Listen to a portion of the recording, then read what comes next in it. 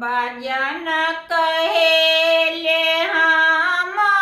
बाजब अपन रामे बाजब हे ललना बजबो छठी माई के घाट पर अपन रामे बाजब हे ललना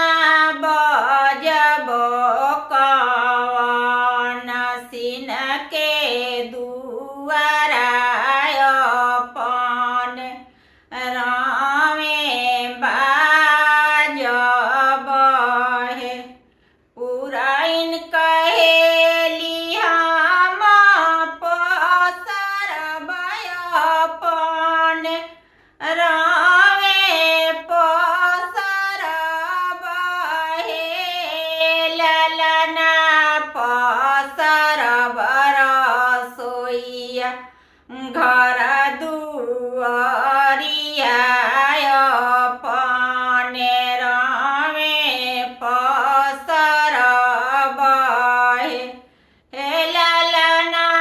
पसरब रसोइया घर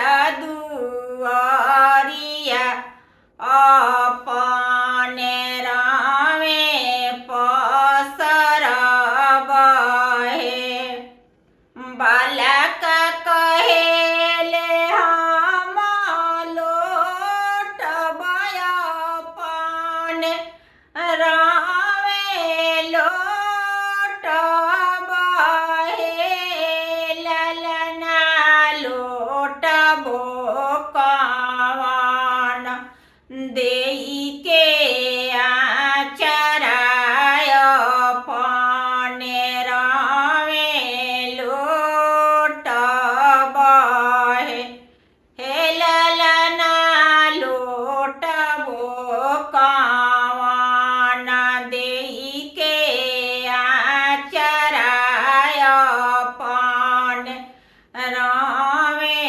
लोटब हे बजन कहेली हम बाजब अपन रामे बाजब हे ललना बजबो छठी माई के घाट पर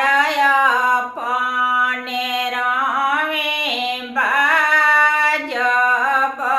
हे पुरैन कहेली हम पसरब अपन